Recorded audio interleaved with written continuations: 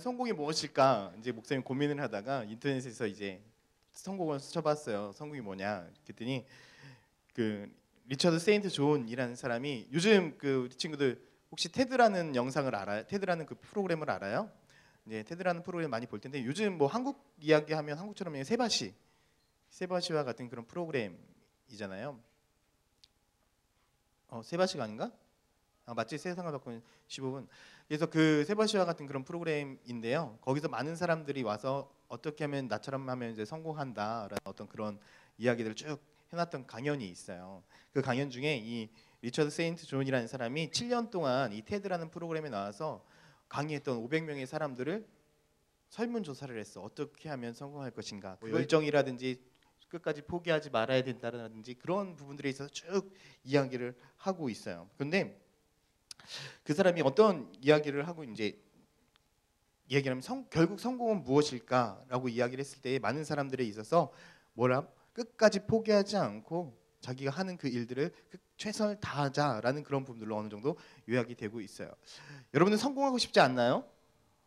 성공하고 싶지 않아요? 왜 공부 열심히 해요? 왜 열심히 노력해요? 다 성공하려고 그러는 거 아닌가요? 목사님도 그런 생각이 들어요. 왜 많은 책을 읽게 되어지고 왜 공부하게 되어지고 왜 고민할까? 왜 내 삶을 바꾸려고 노력할까? 라고 생각해 봤을 때 결국엔 성공하고 싶다라는 생각들을 참 해보게 돼요. 더 많은 곳에 가서 말씀을 전하고 싶고 또 좋은 곳에 가서 초청받아서 또 복음 전하고 싶고 하는 그런 부분들이 사실 없지 않아 있어요. 맞는 말이에요. 그러니까 여름 때만 되면은 막 전화가 오잖아요. 여기 와서 집회해 주세요 하는 그런 것들 많이 있어요. 더 가고 싶죠. 더 이곳저곳 가고 싶죠. 결국 그 이유가 뭘까요? 어떻게 보면 성공에 대한 부분들이라고 저는 그렇게 생각을 해요. 아마 목사님 마음뿐만 아니라 모든 사람들이 어떻게 하고 싶을까? 성공하고 싶다라는 생각을 해보게 되지 않을까라는 생각을 해봐요. 여러분들 그런데 중요한 것은 세상이 말하는 성공의 개념은 뭐라고 생각하세요? 세상이 말하는 성공의 개념. 이야기를 해줘요. 세상이 말하는 성공의 개념. 왜 성공하고 싶니? 힘? 힘을 얻기 위해서. 높은 자리에 가기 위해서? 돈 많이 벌기 위해서? 틀린 말 아니잖아요. 우리 머릿속의 개념에는 세상 가운데 개념 속에는 성공해야 돈을 많이 벌 수 있어요. 그렇죠? 성공해야 높은 자리 갈 수 있어요. 그러니까 실질적으로 우리나라 어떤 한 설문조사 기관에서 우리나라 사람들을 기준으로 해가지고 설문조사를 했는데 그것들을 이제 다 파악을 했어요. 조사를 했는데 우리나라 국회의원의 70%가 명문대 졸업생, 5급 이상 공무원 60%가 명문대, 10대 그룹의 부장급 이상 간부진 역시 60%가 명문대 출신이래요.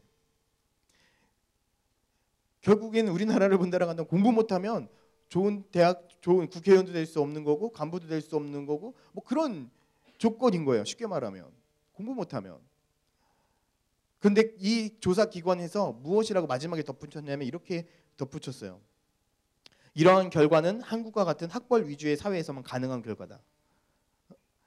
계속해서 우리나라만큼 이렇게 학벌에 대해서 강조를 하고 이렇게 해야지만 된다라고 이야기는 사회에서는 가능하다라는 거예요. 왜? 이제 성공에 대한 개념들이 계속해서 바뀌어가고 있기 때문에 많은 사람들이 이제 나 혼자 성공하는 것이 아니라 나 때문에 다른 사람이 성공할 수 있도록 만들어주고 내가 번 것을 가지고 다른 사람들에게도 나누어 줄 수 있는 그런 개념으로 해서의 성공의 개념이 성공의 지도가 바뀌어가고 있기 때문에 그래요. 그렇죠? 워렌 버핏도 그렇고 빌 게이츠도 그렇고 자기가 번 것을 가지고 다른 사람들에게 나누어주는 그런 삶, 그런 것들을 보면서 사람들이 뭐라고 해? 야, 정말 저 사람들은 성공된 삶을 살아가고 있다. 자기가 번 것을 가지고 자기만 쓰는 것이 아니라 이제 그런 생각들이 다 바뀌어가고 있다는 거예요. 목사님 과연 성공에 대해서 어떻게 우리 친구들하고 이야기하면 좋을까 고민하다가 말씀을 보는데 딱 두 명이 떠오르는 거야. 정말 이 사람이라고 한다면 성경 가운데 속에서 정말 성공한 사람이겠다. 누굴까? 다윗? 누구? 솔로몬. 또 한 명? 응? 누구? 다짜까지는 들린 것 같은데 다니엘. 솔로몬과 다니엘. 안 뜨네. 솔로몬과 다니엘. 자, 먼저 솔로몬부터 봅시다. 이 솔로몬이라는 사람은 어떤 사람이었어요? 여러분들이 기억하기에 정말 최고의 지혜를 가진 그러한 사람이었죠. 그렇죠? 최고의 지혜를 가진 사람이었어요. 그러니까 열왕기하 4장 34절을 같이 한번 읽어봅시다. 같이 읽게요. 시작.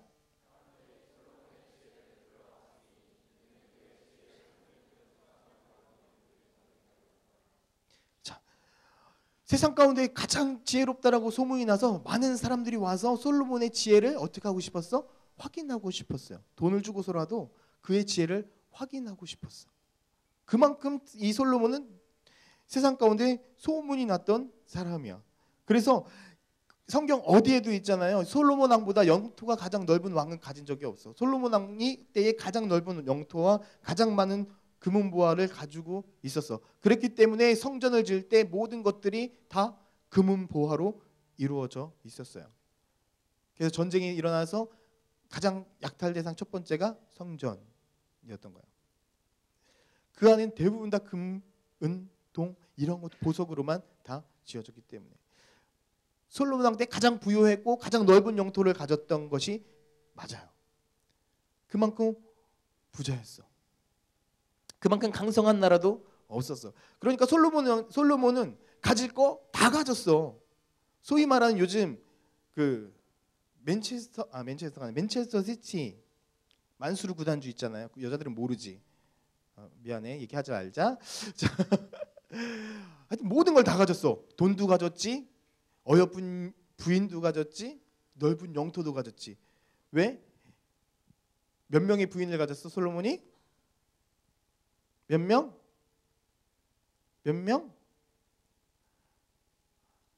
몇 명? 진짜 모르니? 그렇구나. 1000명. 진짜 뭘 놀래? 1000명의 부인을 거드린 게 여기는 와 놀라고 여기는 되게 부럽다는 눈빛이다. 여기는 1000명의 부인을 거느렸잖아요. 1000명의 부인을 거느렸어요. 그런데 사실 이런 솔로몬의 삶 자체가 처음에는 하나님을 의지하고 하나님을 붙드는 그런 삶을 살아가다가 완전히 바뀌게 되어져. 한번 말씀을 천천히 한번 볼게요. 열왕기상 11장 1절에 11절이에요. 쭉 볼게요. 솔로몬 왕이 바로의 딸 외에 누구를 사랑했다라고 이야기를 해요? 이방의 많은 여인들을 사랑했대. 그 많은 여인들이 쭉 봐봐. 하나님께서 말씀하시기를 뭐라고 얘기하면 너는 그들과 서로 통혼하지 말며 그들도 너희와 서로 통혼하게 하지 말지니 그들이 반드시 너희 마음을 돌려 그들의 신들을 따르게 하래요. 그러니까 그들과 결혼하면 뭘 하겠다는 거야? 우상을 섬길 거니까 그 여인들과는 결혼하지 말라고 이야기를 했어. 이방 여인들과는 하나님께서 처음부터 그렇게 이야기를 한 거야. 그런데 3절에 보면 뭐라고 해? 후궁이 700명, 첩이 몇 명? 300명. 너희들 미소가 입에 쫙 생각을 해봐. 근데 이렇게 많은 부인을 둘 수밖에 없었던 이유가 뭐야? 다른 나라들과 혼인 정책을 맺었던 거지. 평안한 삶을 위해서 하나님 앞에 간구했던 것이 아니라 어떻게 한 거야? 다른 나라의 왕의 딸들과 혼인 정책을 맺었던 거야. 그러다 보니까 1000명이라는 부인을 두게 되어졌어요. 그러니까 4절에 보면 또 이렇게 나이가 많이 들 때에 그의 여인들이 그의 마음을 돌렸대. 하나님께서 이야기하신 거와 똑같잖아. 그들의 마음에 돌려 다른 신들을 따르게 했대. 왕의 마음이 그의 아버지 다윗과 같지 않았다라고 그렇게 쭉 이야기를 해요. 그러면서 이제 쭉 5절부터는 무슨 얘기가 나오냐면 그들의 신을 섬긴 거야. 솔로몬이 하나님을 섬겨야 될 그 사람이 하나님 앞에 1000번의 제사를 드려서 그 지혜를 얻었던 그 사람이 여인 때문에 마음이 바뀌게 되어져. 성공하게 되어지니까 모든 것을 다 갖게 되어지니까 그들의 마음을 돌려서 누구를 섬기지 않게 되는 거야? 결국 하나님을 섬기지 않게 돼. 9절을 한번 보여주세요. 9절에 뭐라고 그래? 같이 한번 읽어봅시다. 시작.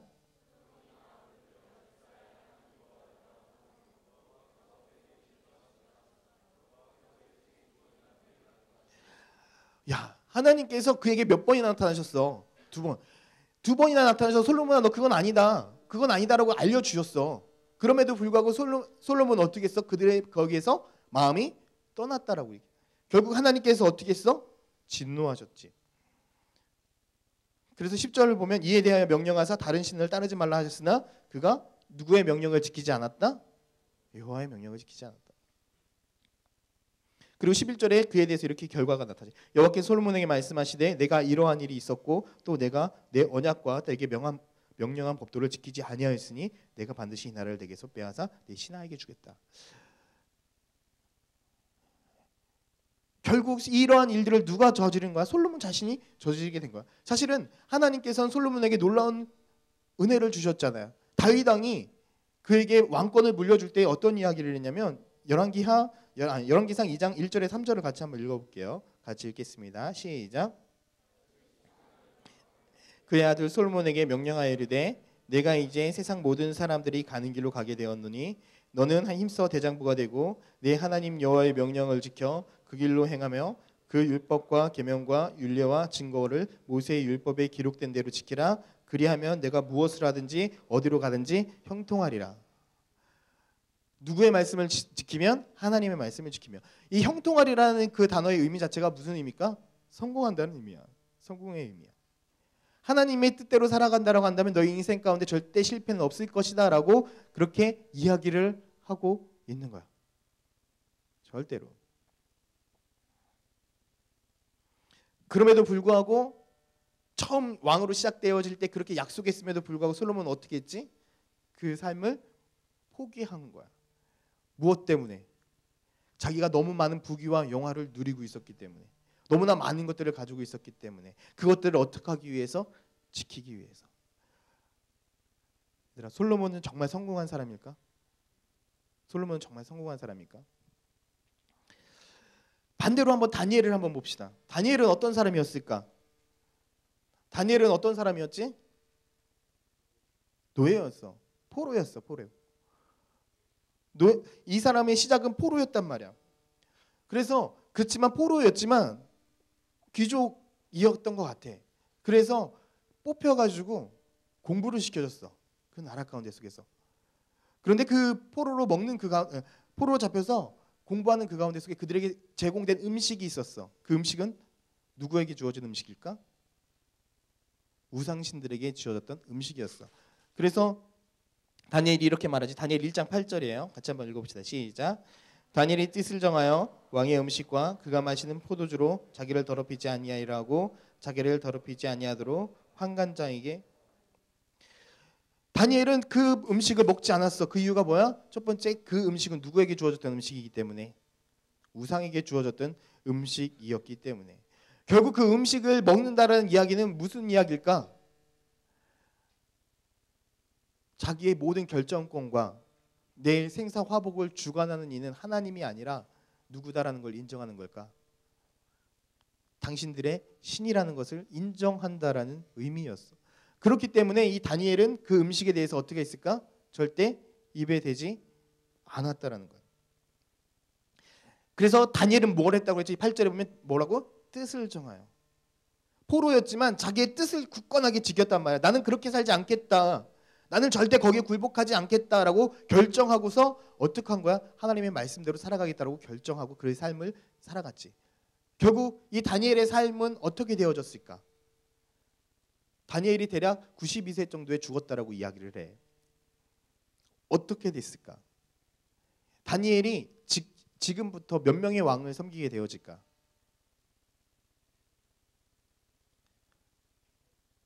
몇 명? 띠로리. 몇 명의 왕을 섬기게 되어요? 5명의 왕을 섬기게 되어져요. 한 명의 왕을 섬기기도 힘듦에도 불구하고 5명의 왕을 섬기게 되어지는데, 정말 계속해서 포로의 신분임에도 불구하고 총리 대신이 돼. 그 나라를 전체를 다 다스리게 되어지는 총리가 되어지게 된단 말이에요. 생각을 해보세요. 그런데 다른 나라 포로가 와서 우리를 다스린다라고 생각해봐. 이해가 될까요? 안 된단 말이야. 결국엔 그래서 어떻게 했을까? 다른 그 민족 사람들이 다니엘을 어떻게든 죽이려고 계획하지. 그래서 그들이 썼던 계획이 뭐야? 다른 신에게, 왕 이외에 다른 신에게 기도하거나 절하는 사람이 있다면 사자굴에 집어넣읍시다. 그 이야기를 한단 말이야. 그것을 왕이 받아들여서 조서를 찍고 도장을 찍어가지고 공포를 하지. 그런데 다니엘은 어떠한 삶을 살았을까? 6장 10절을 봅시다. 같이 읽어봅시다. 시작. 다니엘이 이 조서의 왕의 도장이 찍힌 것을 알고도 자기 집에 돌아가서 하루 3번 무릎을 꿇고 기도하며 그의 하나님께 기도하더라. 다니엘은 어떤 걸 알았어? 그 도장이, 조서의 왕의 도장이 찍힌 것을 알고도 처음하고 동일해. 처음 그 마음, 어떤 왕의 우상의 음식을 먹지 않겠다라고 뜻을 정하였던 것처럼 그가 어떻게 했던 거야? 알고서도 하나님 앞에 기도하는 것을 멈추지 않았다라는 거지. 결국 어떻게? 법은 지켜야 되기 때문에 사자굴에 던져지잖아요. 사자굴에 던져진단 말이에요. 그런데 재미난 일이 있어. 사자굴에 던져지고 나서 그 다음 날 왕이 사자굴 앞에 와서 이렇게 이야기를 해요. 다니엘 6장 20절 같이 한번 읽어봅시다. 시작. 네, 시작. 다니엘이 살아계신 하나님의 종 다니엘아, 내가 항상 섬기는 내 하나님이 사자들에게서 능히 너를. 얘들아, 다리오 왕은 하나님을 모르는 사람이야. 하나님을 믿지 않는 사람이야. 근데 뭐라고 이야기를 하는 거야? 야, 살아계신 하나님의 종 다니엘. 야, 믿지 않는 그 왕이 이렇게 고백한다라는 건 놀라운 사실 아니에요? 놀라운 사실 아니에요? 얼마나 간절했으면 자기가 믿지 않는 그 신을 이름을 불러가면서까지 그 다니엘을 인정하면서 그렇게 이야기를 했을까? 그 이야기를 하자 다니엘이 뭐라고 대답해? 왕이시여 걱정하지 마세요. 나 살아있습니다. 그리고 나서 어떻게 했지? 그들을 모함했던 그 다른 사람들이 사자굴에 결국 들어가게 되어져요. 그 일이 있은 이후에 다니엘 6장 28절은 이렇게 이야기를 해. 같이 읽겠습니다. 시작. 이 다니엘이 다리오 왕의 시대에 바사 사람 고레스 왕의 시대까지 형통하였다. 여기서 형통하다라는 이 히브리어 단어가 뭐야? 셀라흐라는 이 단어야. 이 뜻에 번영하다, 성공하다라는 의미야. 구약 성경에 딱 4번밖에 나오지 않는 단어야. 이 다니엘 때문에 그 나라가 어떻게 했다는 거 번영하게 되어지고 그를 통해서 그들의 왕이 성공되어지고 그를 통해서 그의 삶이 그의 백성들이 어떻게 됐다는 거야? 성공된 삶을 살았다는 거야. 누구 때문에? 다니엘 때문에. 이 성공하다는 의미 자기만 성공했다는 의미가 되는 게 아니야. 그를 통해서 그 나라가 그의 백성이 그의 왕이 그와 관련된 모든 것이 성공하게 되어지고 부흥하게 되어지고 번영했다는 이야기야. 얘들아, 그럼 정말 성공한 사람은 누구일까? 솔로몬일까? 다니엘일까? 누구일 것 같아? 누구일까? 처음 시작은 솔로몬이었지. 처음 시작은 솔로몬이었어. 그리고 그 결과만 보더라도 어떻게 보면 솔로몬이 정말 성공한 사람이야. 우리는 좋은 것만 바라보니까 지혜의 왕이었어. 정말 많은 영토를 가졌었어. 정말 부귀와 영화를 누렸던 그 사람이었어. 그렇지만 결국 말년에는 어떠한 삶을 살아서 하나님을 떠난 삶을 살고 말았어. 결국 그래서 그 나라가 둘로 갈리게 되어지고 패망하게 되어지는 결정적인 역할을 준 게 누구야? 솔로몬이라는 사실이야. 결국 그는 성공한 인생이라 할 수 없겠지. 그렇지만 다니엘을 본다면 다니엘은 처음에 좋게 시작했을까? 아니, 포로로 끌려가서 포로의 신세였어. 언제 죽을지 모르는 신세였어. 자기가 먹고 싶은 음식도 못 먹었어. 왜? 그 음식을 잘못 먹었다간 죽게 될 수도 있으니까. 거부했다간 죽게 될 수도 있으니까. 자기는 언제 죽을지 모르는 그런 신세였어. 어디로 팔려나갈지 모르는 그런 신세였어. 그럼에도 불구하고 그는 뜻을 굽히지 않았고 오직 하나님만 의지하고 그 하나님의 뜻대로 삶을 살아갔을 때에 하나님은 그에게 어떻게 했어? 정말 우리가 상상할 수도 없는 그 축복을 이루어지게 돼. 다니엘이 사자굴에 들어갔을 때가 80세가 넘었던 나이였어. 할아버지. 그럼에도 불구하고 하나님은 그를 강직하게 지켜주셨고 그를 통해 그 나라에게 놀라운 축복을 허락하셨다는 이야기야. 여러분, 이것을 볼 때에 우리의 삶에 있어서 가장 중요한 성공의 의미는 무엇이냐면 우리에게 많은 물질을 준다 하더라도 많은 것을 준다 하더라도 우리에게 정말 부귀와 영화를 준다 하더라도 하나님을 떠나서는 아무것도 쓸데 없다라는 이야기야. 요즘 세월호 때문에 유명해진 누구지? 구원파에 갑자기 생각이 안 난다. 유명한 그 할아버지. 그 사람도 성공의 개념이 뭐라고 생각했을까? 물질. 그렇기 때문에 어떻게 해서든 그 기업을 통해서 어떻게 한 거야? 계속해서 물질을 받아내려고 노력한 거겠지. 세상 사람들의 성공의 개념은 물질이야. 높은 고위간직이야. 결국 그렇게 되면 어떻게 될까?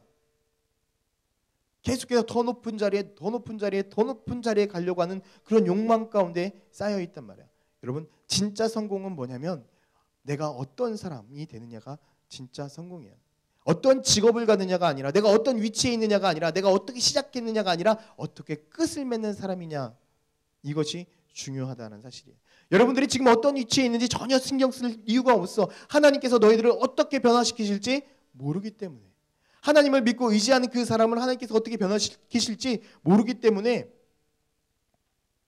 어떻게 하는 거야?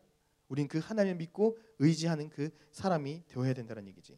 여러분, 세계적인 재벌로 알려진 카네기라는 사람이 이런 이야기를 했어. 같이 한번 봅시다. 같이 한번 읽을게요. 시작. 나는 성공이라는 것을 생각하고 일한 적은 없습니다. 다만 나에게 주어진 일을 최선을 다했을 뿐인데 하나님이 이렇게 엄청난 돈을 주셨습니다. 나는 이제 그것을 잘 관리해서 사회 유익하게 쓰이도록. 이 카네기라는 사람은 자기가 성공을 위해서 달려간 적이 없다라고 이야기를 했어. 자기가 맡겨진 그 사명을 위해서, 자기에게 주어진 그 비전을 위해서 노력하고 열심히 일했을 그때에 하나님께서 덤으로 어떻게 하신 거야? 주신 거야.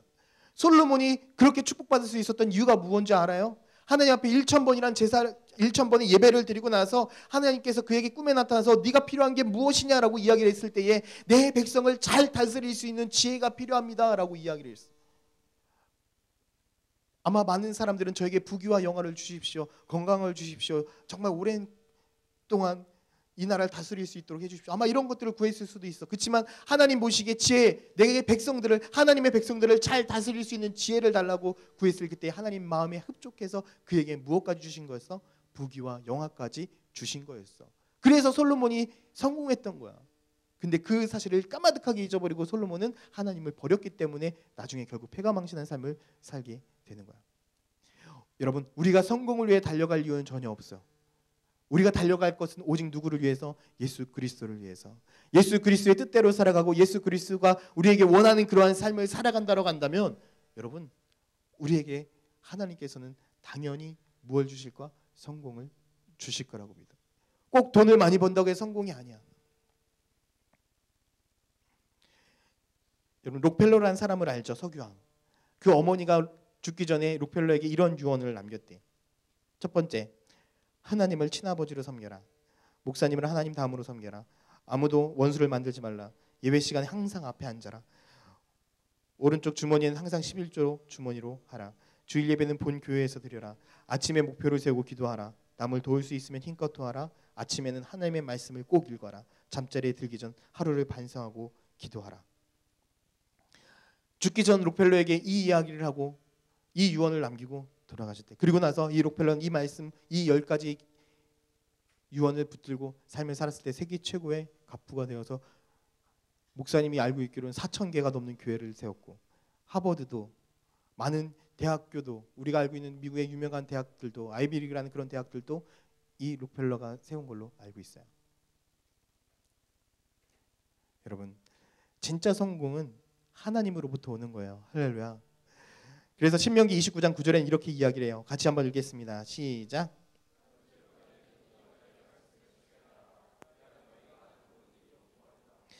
기도합시다. 우리 같이 찬양을 하나 했으면 좋겠는데요.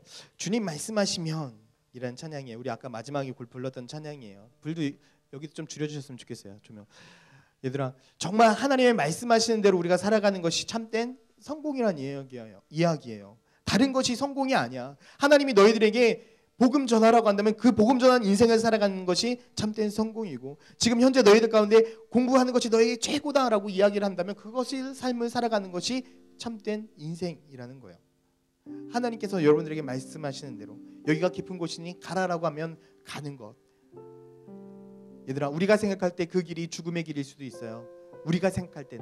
그렇지만 하나님은 그 길로 계속해서 우리를 가라고 할 수도 있어. 왜? 하나님 보시기에 그 길이 생명의 길이기 때문에 그래요. 여러분, 우리들의 생각이 중요한 것이 아니라 누구의 생각이 중요할까? 하나님의 생각이 중요한 거예요. 우리들의 뜻이 중요한 것이 아니라 하나님의 뜻이 중요한 거예요. 우리 이 시간에 정말 마음을 다해서 우리 주님 말씀하시면 같이 찬양했으면 좋겠습니다.